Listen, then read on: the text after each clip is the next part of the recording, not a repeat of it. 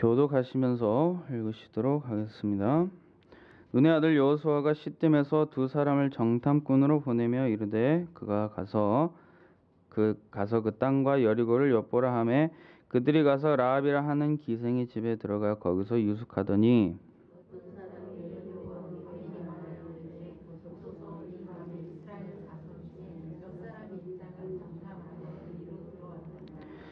여리고 왕이 라합에게 사람을 보내어 이르되 내게로 와서 내 집에 들어간 그 사람을 끌어내라.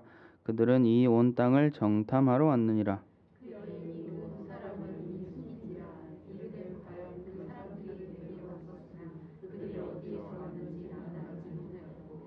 그 사람들이 두려워 성문을 닫을 때쯤 되어 나갔으니 어두워 성문을 닫을 때쯤 되어 나갔으니 어디로 갔는지 내가 알지 못하나 급히 따라가라. 그리하면 그들을 따라잡으리라 하였으나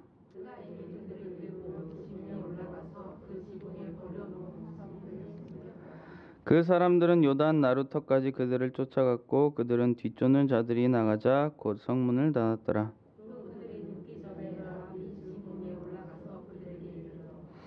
말하되 여호와께서 이 땅을 너에게 주신 줄을 내가 아노라. 우리가 너희를 심히 두려워하고 이 땅 주민들이 다 너희 앞에서 간담이 녹나니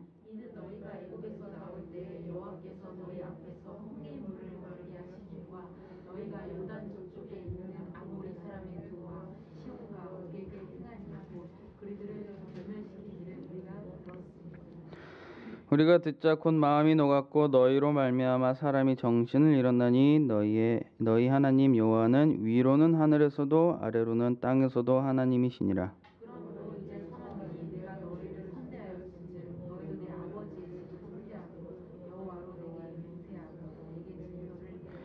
그리고 나의 부모와 나의 남녀 형제와 그들에게 속한 모든 사람을 살려주어 우리 목숨을 죽음에서 건져내라. 14절 다같이 누설하지 아니하면 우리의 목숨으로 너희를 대신할 것이요 여호와께서 우리에게 이 땅을 주실 때에는 인자하고 진실하게 너를 대우하리라. 네. 작년에 마지막으로 배웠는데 해가 바뀌고 나서 뵙는데도 다들 아직 젊으신 모습 그대로이시는 것 같습니다. 오늘 질문으로 설교를 한번 해볼까 합니다. 여러분들은 이 세상을 떠날 때 남길 수 있는 것이 있다면 무엇을 남기시고 싶으십니까? 무엇을 딱히 남기고 싶지 않는 분들은 그럼 이 세상을 떠날 때 남은 사람들에게 어떤 사람으로 기억되고 싶으신지 물어볼 수 있겠습니다. 이 전도사가 새해 첫 주일부터 왜 죽음에 대해서 이야기하나라고 생각하실지도 모르겠습니다. 하지만 이 질문들은 딱히 죽음에 대해서만 관련된 것이라고 할 수 없는 것이 내가 어떤 최종 목표를 마지막 결과물을 바라보고 가느냐에 따라 내 삶의 방향성이 결정되는 것이기에 내가 나의 죽음 후에 어떤 것을 남길 것이냐 결정한 것에 따라 내 삶의 방향성이 달라질 수 있다는 것이죠. 우리 삶은 표면적으로만 보면 아무것도 없이 태어나서 아무것도 들고 갈 수 없이 끝납니다. 요즘 같은 경제 사회에선 누구는 은수저를 물고 태어나고 누구는 금수저를 물고 태어나고 그런다지만 중요한 것은 우리 몸이 흙으로 되돌아갈 때는 우리는 결국 아무것도 들고 갈 수 없다는 사실입니다. 역사적으로도 사람들은 자신들이 믿는 사후세계에 이 땅 위에 얻었던 업적을 들고 가고 싶어 자신의 무덤을 거대하게 만들고 거기에 자신의 모든 재산과 심지어 자신의 종이나 아내들까지도 다 같이 묻는 사람들도 있었습니다. 특히 인류 역사의 왕들이 이런 행위들을 많이 했었죠. 이집트의 피라미드들 자체가 고대 이집트 왕들의 재산을 자신과 다 같이 묻은 하나의 왕릉입니다.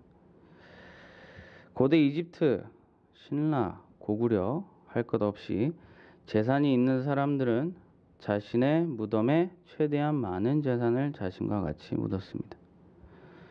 어디 재산뿐이었습니까? 고대 중국의 진나라의 첫 황제 진시황은 왕위에 오른 13살의 나이 때부터 자신의 황릉을 준비해 황제로서 자신의 위엄과 영광을 말 그대로 통째로 다 자신의 무덤에 담아가려고 340만 명의 인부를 동원해 자신이 실제로 살던 황궁의 규모를 그대로 옮겨놓은 그런 무덤을 만들었습니다. 자신의 무덤의 진시황은 5천여 개의 강을 만들어서 수은이 흐르게 했고 수십 개의 망루를 짓고 곳곳에 온갖 보물들을 넣어놨으며 흙으로 만든 병사들을 세워 자신의 무덤을 지키게 했습니다. 진시황은 거기에 멈추지 않고 자신의 무덤 주변으로 병마용 갱을 만들어 거기다가 수천 개의 흙 병사들과 전차를 세워서 자신이 지상에서 누리던 모든 권력과 부귀 영화를 그대로 사후세계에 가져가려 했습니다. 그리고는 행여나 자신의 무덤이 누군가에게 발견되어 조금이라도 망쳐질까 하여 자신의 이 지상 최고의 호화로운 무덤을 지은 340만 명의 인부들을 모두 다 몰살했다는 기록이 있습니다. 대한민국의 속담에 호랑이는 죽어서 가죽을 남기고 사람은 죽어서 이름을 남긴다라는 속담도 있을 정도니 이러한 왕들의 규모까지는 아니다 하더라도 인간이라면 누구나 다 자신이 죽은 후에 무엇인가 이 세상에 남기고 가고 싶은 욕구가 있다라고 생각됩니다. 성경을 평소에 잘 읽어오시고 많은 묵상을 하신 분이라면 여기까지 제 말을 듣고 한 가지 질문이 떠오르실 것 같습니다. 아니 전도사님, 그리스도인들은 죽은 후에 천국에 가는 소망이 있는 사람들인데 죽은 후 이 세상을 남길 것보다 천국에서 받을 상금이나 영광을 더 생각해야 하는 것 아닌가요? 라는 질문 말이죠. 네, 맞습니다. 그리스도인들은 이 세상에서의 삶보다 죽은 후 저 천국에서 받을 상금과 영광의 소망을 두어야 하는 사람들입니다. 그렇기 때문에 초기 교회 사도들부터 지금까지도 순교당하는 많은 그리스도인들이 두려움 없이 죽음을 맞이할 수 있었던 이유가 거기에 있던 것이죠. 내가 순교의 삶을 살지 않더라 하더라도 내가 그리스도인으로서 인내와 소망과 담대함으로 내 삶에서 당하는 고난과 역경을 이길 수 있는 원동력은 바로 천국에서 누릴 영광의 삶이 기다리고 있기 때문에 그럴 수 있다는 것입니다. 행여 내가 이 세상에 남길 수 있는 것이 아무것도 없더라도, 아니 남길 땡전 한 푼 없는 정도가 아니라 심지어 나에 대한 기억조차 간직할 가족과 친구 하나 없더라도 내가 매일 기쁘게 살아갈 수 있는 것은 내가 바로 그리스도인으로서 소망으로 바라볼 천국이 있기 때문이겠습니다. 하지만 여러분, 다소 죄송스러운 이야기지만 그리스도인의 삶은 그렇게 단면적인 삶이 아닙니다. 아니, 죄송스럽다고 생각할 일이 아닙니다. 오히려 하나님께 감사하고 이런 일들을 이루신 하나님의 능력에 감탄할 일이죠. 무슨 이야기인지 자세히 들어주시길 바랍니다. 일단 빠른 이해를 위해 결론부터 말씀드릴게요. 이 땅에서 그리스도인의 삶은 죽은 후 천국에서 누릴 부와 영광만을 바라보고 가는 그런 단면적인 삶이 아닙니다. 하나님께서 지으신 세상과 천국의 원리상 천국에서 부와 영광을 축적하는 것은 지상에서 이루는 우리의 삶의 행동에서 비롯된 것입니다. 여기까지는 우리 모두가 다 잘 알고 있는 내용이에요. 하지만 우리는 흔히 천국에서 쌓이는 우리 부와 영광만 생각해서 우리는 우리가 하는 지상에서의 행위가 이 땅에서 얼마나 많은 영향력을 남기느냐에 대해서는 다소 큰 고려를 하지 않는다는 것입니다. 예시로 설명을 해보겠습니다. 내가 그리스도인으로서 성령 충만하고 거룩하고 다른 사람 보기에도 예수님을 닮은 삶을 살다가 지상에서의 내 시간이 다해서 천국으로 갔습니다. 그럼 당연히 천국엔 많은 상금과 영광이 날 기다리고 있겠죠. 하지만 그뿐만이 아닙니다. 지상에서 그리스도인으로서 나의 삶을 본 사람들, 나의 자녀, 주변 친구, 같은 교회에 다녔던 교인, 길 가다가 예수님 닮은 나의 행동을 본 행인, 내가 전도한 내 이웃, 많은 사람들이 나를 보고 나의 삶의 행실들을 기억하며 그들도 그리스도인으로서의 삶을 살 수 있게 되었다면 이것이 내가 그리스도인으로서 죽은 후에도 이 땅에 남긴 열매들이지 않을까요? 왜 예수님께서 그렇게 우리에게 너희 형제를 너희 몸과 같이 사랑하라, 내 원수들까지도 용서하라, 하나님께 하듯 너희 형제들에게 하라 라고 말씀하셨겠습니까? 하나님의 나라가 이 땅에 이루어지는 것은 종말 이후뿐만 아니라 지금 우리가 우리 삶을 통해서 하나님께서 이루시도록 해야 하는 일이기도 한다는 것입니다. 세상 사람들이건 그리스도인들이건 지상에서의 삶을 마감한 후에 이 땅에 남기고 가는 것들이 있다는 사실은 같습니다. 하지만 어떤 것을 남기고 가느냐? 꽁꽁 숨겨놓고 철옹성에 가둬놓고 깊이 구덩이를 파 묻어놔도 결국엔 누군가 파헤쳐 훔쳐가거나 썩어 없어질 물질과 부를 내가 남겨놓고 가려는 것인지, 아니면 세상에 그리스도의 향기를 풍기고 하나님의 빛을 비추는 위대한 영적인 업적을 남기고 가려는 것인지의 차이가 있다는 것입니다. 하지만 시대에 따라 점점 그리스도인들조차 무엇을 우리 자손들에게 남기고 가야 하는지 혼돈하는 경우가 있습니다. 세상 사람들처럼 많은 부와 소위 말하는 편안한 삶을 남기고 가주고 싶어서 자녀들의 영적 양육을 신경 쓰기보다 세상적인 것들에 내 시간을 더 쏟고 있는 것이 아닌지 되돌아봐야 되겠습니다. 그리스도인들이라면 내 자녀들을 넘어 좀 더 넓은 방향의 사람들도 고려를 해야 할 줄 알아야겠죠. 우리들의 교회가 우리 다음 세대들에게 무엇을 남기고 가려 하는지도 되돌아볼 필요가 있겠습니다. 교회 곳간에 부를 축적하려고 힘쓰고 다음 세대들에게 멋있는 교회 건물을 남겨주려는 노력보다 다음 세대가 정말로 필요한 영적 지도가 무엇인지 고민하고 그들의 영적 양육에 많은 자원을 아끼지 않는 그런 노력이 이 땅의 교회들에게 더 있어야 할 것 같습니다. 자, 그럼 다시 한번 여쭤보겠습니다. 여러분들은 이 세상을 떠날 때 남길 수 있는 것이 있다면 무엇을 남기고 싶으십니까? 마태복음 1장 1절에서부터 나오는 예수님의 계보를 보면 아브라함에서부터 예수님에 이르기까지의 계보가 나옵니다.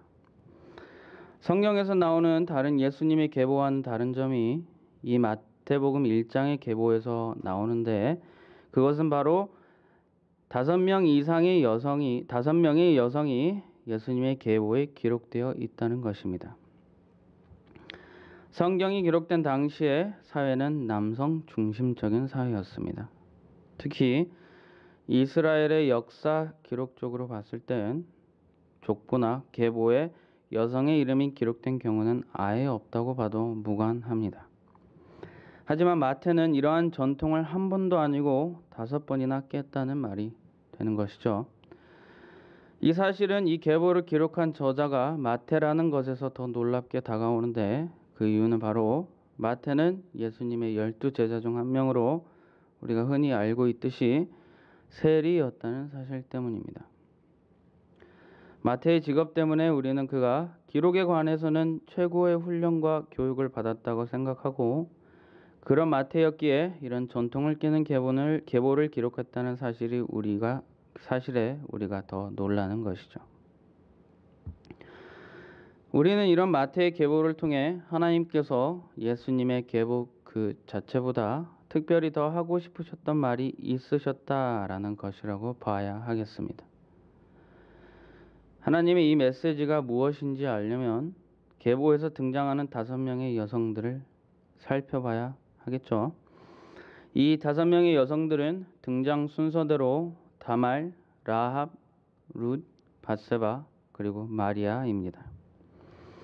다말은 야곱의 넷째 아들이었던 유다의 장자 엘의 아내였지만, 엘이 하나님의 심판을 받아 죽게 되고 유대법에 따라 유다의 다른 아들의 아내로 대를 이을 수 있게 했어야 했지만 유다는 이를 거절하고 있다가 다말이 기생으로 변장하여 유다와 동침해서 자신의 권리를 되찾아 대를 이을 수 있게 된 그런 여성입니다.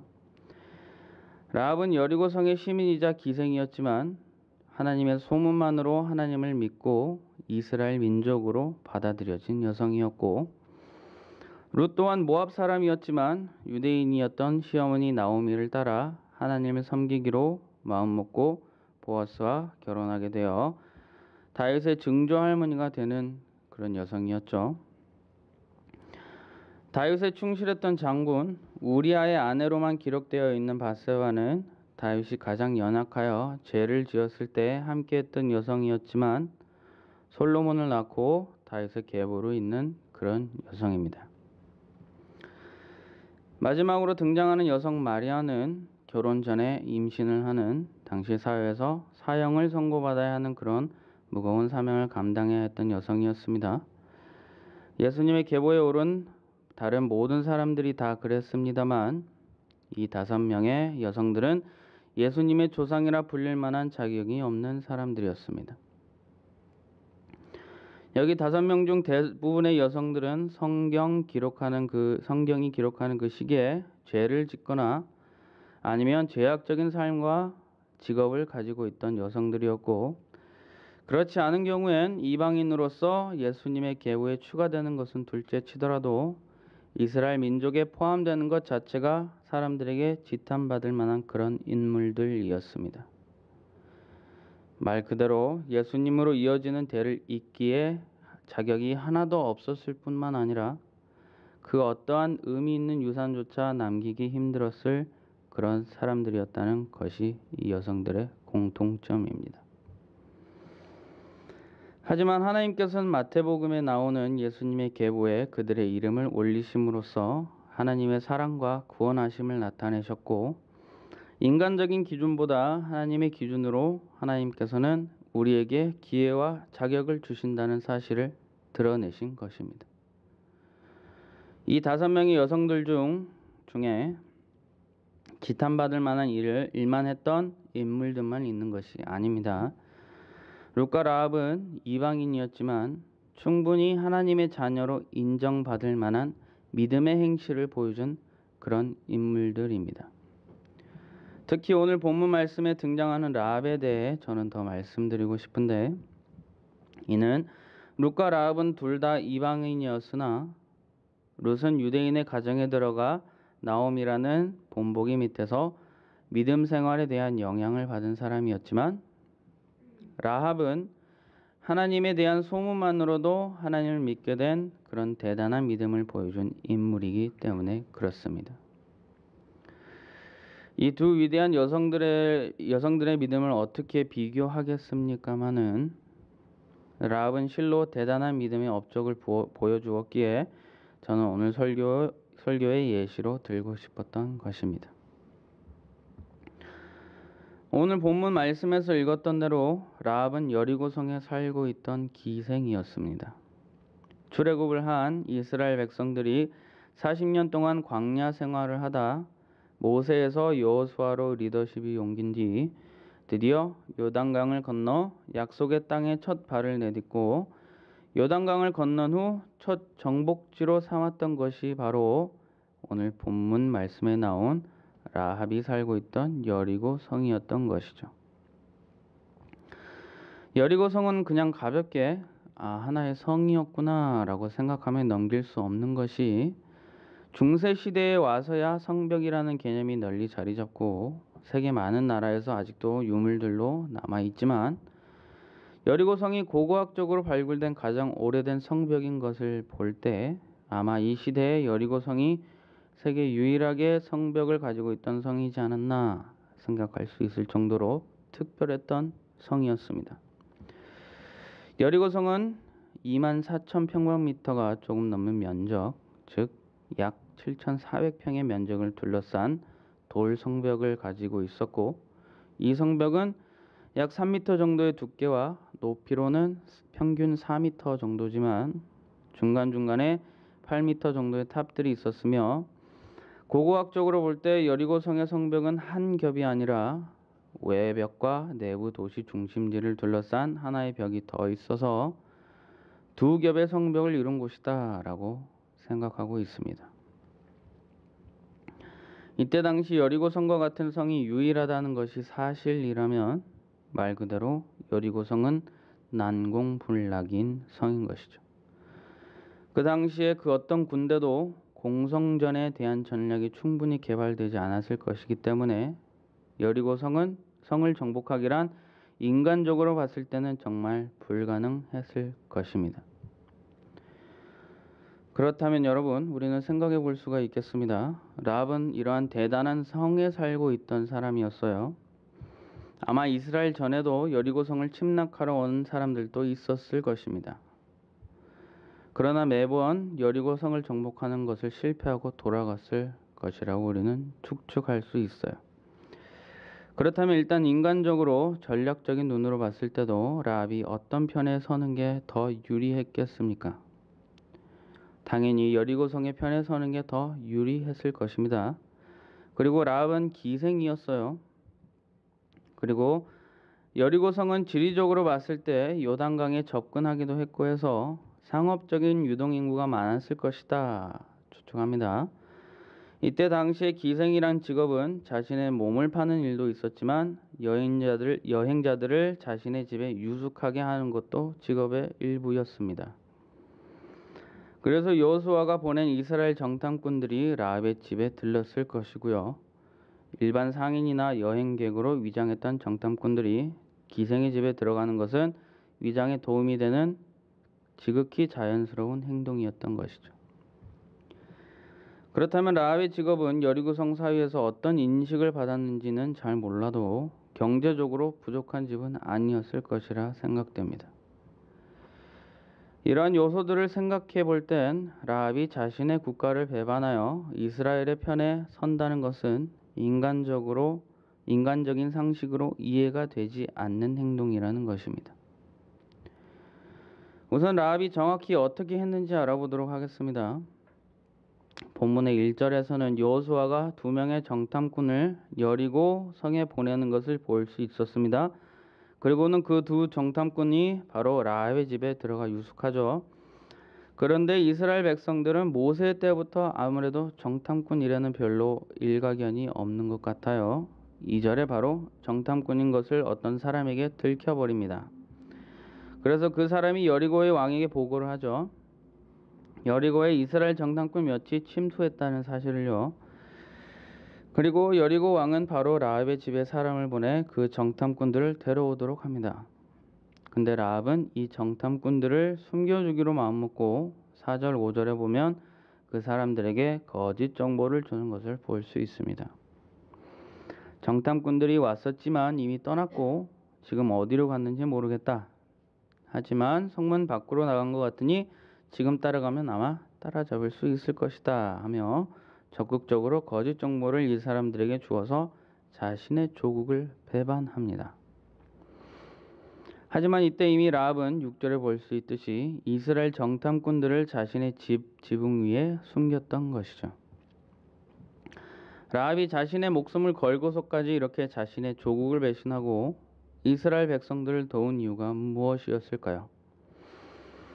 다시 말씀드리지만 라합은 지금 자신의 삶에 아무것도 아쉬울 것이 없던 사람이었습니다. 라합의 이러한 행동에 대한 이유는 본문 9절에서 11절까지 말씀에서 볼 수 있는데 한번 읽어보겠습니다. 9절에서 11절 시작. 말하되 여호와께서 이 땅을 너에게 주신 줄을 내가 아노라.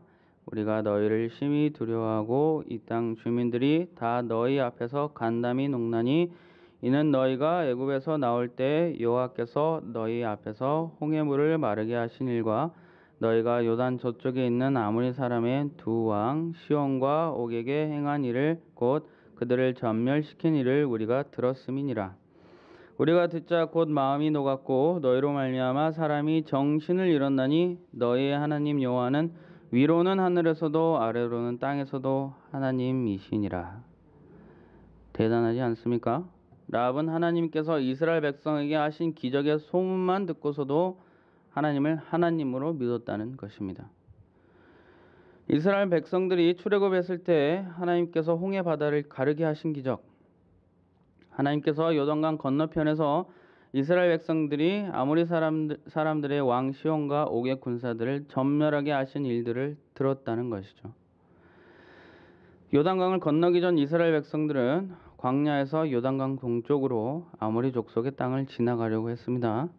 단지 지나가려고만 했는데 시온이 이를 거절하고 자신의 땅에 들어온 이스라엘 백성들을 공격하기 시작했습니다. 이 시온 왕은 정복자로서 그 지역에서 위대한 명성을 떨치던 사람이었습니다. 대단한 군대도 있었고요. 그런데 이스라엘 백성들이 하나님의 섭리하심으로 이들을 전멸시키자 그 소식이 온 가나안 지역에 퍼지게 된 것이죠. 이렇게 하나님께서 하신 위대한 기적들에 대한 소문은 여리고성 사람들이 다 같이 들었습니다. 그 소문을 들은 모든 여리고 사람들의 간담이 녹았고 어떤 사람들은 기절까지 했다고 오늘 본문에 나와 있습니다. 하지만 여리고성 모든 사람들 중에 하나님 여호와는 위로는 하늘에서도 아래로는 땅에서도 하나님이시니라 라고 온전한 신앙 고백을 하고 여호와께서 이 땅을 너에게 주신 줄을 내가 아노라 라고 하나님의 약속을 온전히 믿은 사람은 라합밖에 없었다는 것이죠. 이러한 믿음은 막 출애굽을 한 이스라엘 백성들에게도 없던 그런 믿음이었습니다. 이스라엘 백성들은 애굽에서 하나님께서 보여주신 10가지 재앙과 홍해 바다를 가르신 기적의 역사와 매일 만나를 내려주시고 구름 기둥과 불 기둥으로 밤낮으로 인도하시고 심지어 성막에서 하나님이 그들과 말 그대로 함께 해 주셨는데도 가나안 땅을 주시겠다는 하나님의 약속을 믿지 못했는데 라합은 이방인으로서 하나님께서 행하신 모든 일들의 일부를 소문만으로도 듣고 체험한 적이 한 번도 없었는데도 하나님을 두려워하고 하나님의 약속이 이루어질 것을 믿었다는 것입니다. 실로 대단한 믿음이 아닐 수 없다는 것이죠. 라합의 믿음이 얼마나 대단한 것인지를 충분히 깨닫지 못하시는 분들을 위해 다시 말씀드리지만 라합은 자신의 기존의 삶에서 인간적으로 보면 부족할 것이 없는 삶이었습니다. 뭔가 여리고에서 자신의 삶에 불만족스러운 요소가 있었다면 여리고를 배신하고 이스라엘 편에 서는 것이 온전히 하나님을 믿음으로서가 아니라 인간적인 요소로 그랬다는 설명이 가능하게 되어버립니다. 하지만 인간적인 요소가 전혀 없이 온전히 하나님의 능력을 듣는 것만으로 라합은 세상적인 자신의 조국을 버리고 하나님을 택했다는 것이죠. 이러한 믿음의 행실만을 놓고 보면 라합은 충분히 예수님의 계보에 들어갈 수 있는 자격이 주어졌을 것 같습니다. 하지만 우리가 또 알아야 하는 중요한 사실은 바로 라합은 이러한 위대한 업적과 인생의 열매를 남기고 싶어서 하나님을 믿는 행실을 보인 것이 아니라는 사실입니다.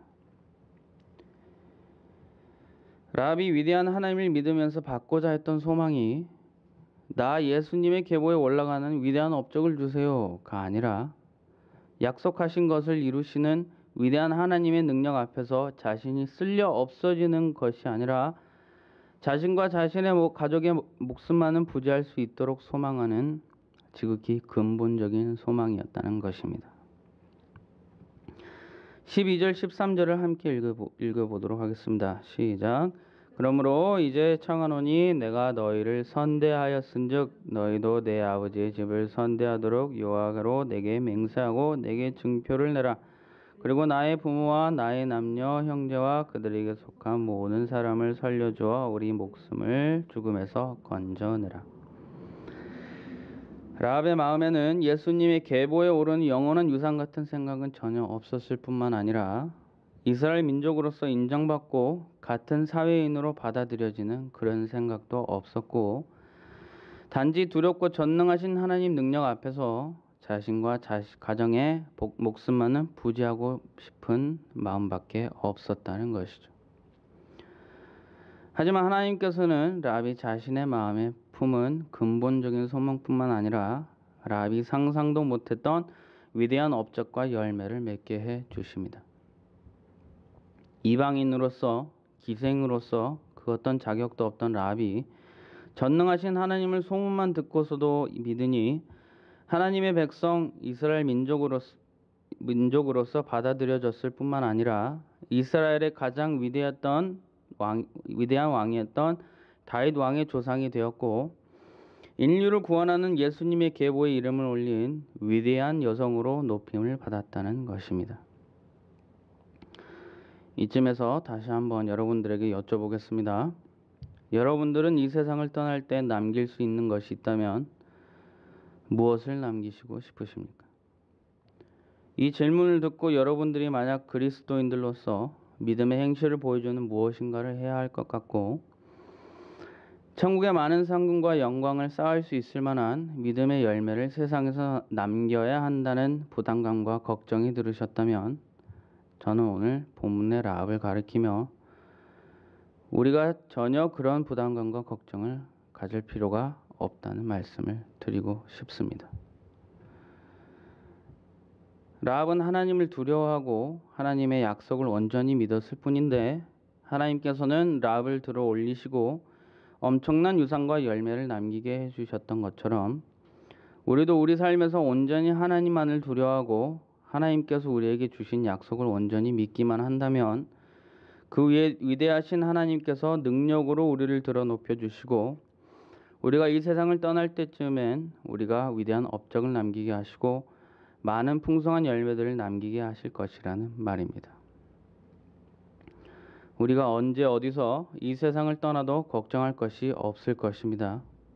우리가 온전히 하나님만을 믿는 삶을 살고 있었다면 우리를 먹이시고 입히시는 하나님께서 우리 가정과 자녀들을 하나님의 보호하심 아래 두실 것이고 그들을 믿음으로 양육하실 것이기 때문이고 우리가 이 땅에서 소망했던 모든 것들을 우리가 이 땅에 없을 때라도 기적으로 하나님께서 다 이루어 주시고 열매 맺게 해 주실 것이기 때문입니다. 작은 일화로 오늘 말씀을 맺고자 합니다. 아마 많은 분들이 들어보셨을 만한 일화이지만 오늘 말씀에 잘 맞기에 다시 한번 들려드리고자 합니다. 호주에서 1903년에 태어나 1977년에 생을 마감한 프랭크 제너 씨는 젊은 시절 도박 중독에 빠졌다가 복음을 전해 듣고 예수님을 믿기 시작합니다. 자신과 같은 삶에 빠져 있는 사람들에게 복음을 전해야겠다는 마음에서 그는 시드니의 조직거리에서 노방 전도를 하기 시작합니다. 평신도였던 그의 전도 방법은 단순했습니다. 선생님, 구원 받으셨습니까? 당신이 만약 오늘 밤 죽는다면 천국에 가실 수 있습니까? 이 두 마디와 전도지 한 장으로 그는 40년 동안 조지 거리의 같은 곳에서 매일 전도를 했다고 합니다. 하지만 이 엄청난 노력에도 단 한 사람도 자신에게 와서 당신 덕분에 예수님을 믿게 됐습니다 라는 말을 들을 수 없었기에 나는 열매 없는 열심이었노라 하고 낙심하며 70 중반이 넘는 나이에 파킨슨 병을 앓아 자신의 죽음을 앞두고 있었습니다. 하지만 프랭크 제너 씨가 죽기 2주 전 자신을 방문한 영국 런던에 있는 침례교회의 프랜시스 딕슨 목사로부터 자신이 40년 동안 매일 전도했던 노력에 대한 열매가 전혀 없던 것이 아님을 알게 되었습니다. 프랜시스 딕슨 목사가 프랭크 제너를 방문하게 된 시기로부터 3년 전 딕슨 목사가 주일 예배를 마치려고 할 때 한 성도가 간증을 하고 싶다며 앞으로 나왔다는 것이죠. 그 성도는 얼마 전 호주 시드니에서 한 백발의 노인이 건네준 전도지를 받고 고민을 하다가 예수님을 믿게 되었다는 간증을 했습니다. 2주 뒤 딕슨 목사가 호주의 집회를 참석한 자리에도 시드니 조지 거리의 노인 전도자 이야기를 듣게 되고 호주 퍼스 지역의 교회, 영국 캐스윅 지역의 교회, 미국 애틀랜타 조지아에서의 교회, 호주 시드니의 외교관 집회, 심지어 인도의 선교사 집회에서도 같은 이야기를 듣게 되자 딕슨 목사는 프랭크 제너시를 수소문 끝에 찾아가 그가 그의 일생에 맺은 많은 열매에 대한 이야기들을 들려주었다는 일화입니다.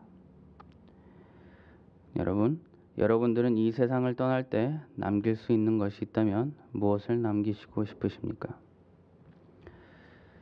나의 작은 믿음의 행적, 부족해 보이는 나의 삶이지만 하나님의 능력을 의지하며 나아가고 하나님의 약속을 믿고 나아간다면 하나님께서는 우리의 작은 믿음의 행적을 높여주셔서 우리가 천국에서 많은 상급과 영광을 누리게 해주실 뿐만 아니라 이 땅에서도 많은 열매와 위대한 믿음의 유산들을 남기게 해주실 것입니다.